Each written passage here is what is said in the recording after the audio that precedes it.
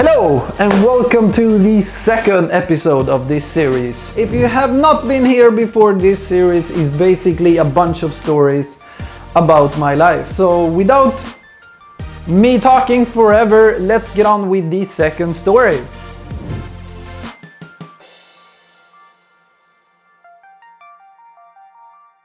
If you listened to the first episode, I told you guys I was going to tell you about my worst needle experience, the reason why I have this phobia. I was actually born in Chile, and there I went to a Catholic school, as many others. All of the teachers were nuns. So you know how the school basically functioned? One time I went to go and drink water, so I went to the tap and I just turned it on, and for some reason the tap just flew up to the sky and water was just flying up basically. So I ran to a nun and told her what happened. She didn't say anything. She just directly hit me on the face. And I mean, I was 7 at the time. For everyone that asked why I didn't tell my parents or something like that, everyone in that school was treated the same. So I thought it was okay. So yeah, let's get on with the main story. When we were going to get vaccinated, they just made the whole school stand up in a huge line, and they had one room with the door open, and every child had to stand in this line, and basically the first person got vaccinated like this. I mean, it felt like they stabbed them basically, and then everyone in line took a step. So yeah, I was super anxious about this, and the more I came closer to my turn, the more afraid I became. I started crying, and the nuns, they didn't like that. So they basically took me to a room, and since this was a convent, I mean, there was no great lighting or anything. So they basically just put a chair in a dark room. So they went to get the only 2 male people that worked in the school, the janitors, to help them with their plan. In this room, the dark room, they put a chair, and the 2 janitors, they hold both my arms. 2 nuns came in to hold my legs.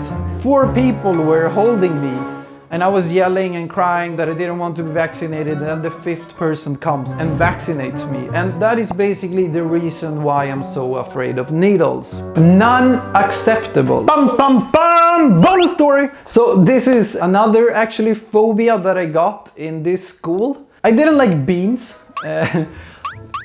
It isn't like the worst thing not to like, but since everyone had to be in a specific way in this school, one time, of course, in the cafeteria they offered beans. I didn't eat them, but they didn't let me leave the cafeteria until I ate them.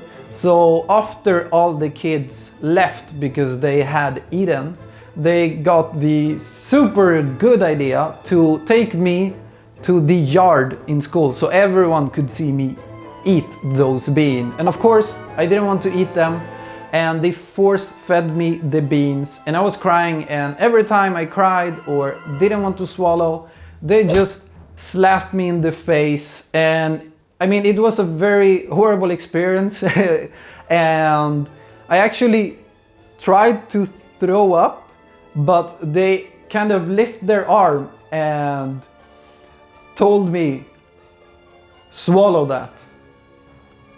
So I basically did. I was afraid of getting beaten. So for several hours I had to swallow my throw up and eat beans. It was completely horrible actually, and thanks to that, now every time I eat beans, I actually throw up. Some people now when I'm older, they don't believe that that happened, and actually one family friend of ours, he invited me for food, and he actually blended beans in the food, and I ate them, but I felt like something was weird. After like 2 spoons of his dish, I actually went to the toilet and threw up. When I came back, of course, he told me, "See, you can eat beans." I mean, he was older, so I didn't want to tell him, so I just nodded and said, yeah, I can eat beans. But no, I couldn't.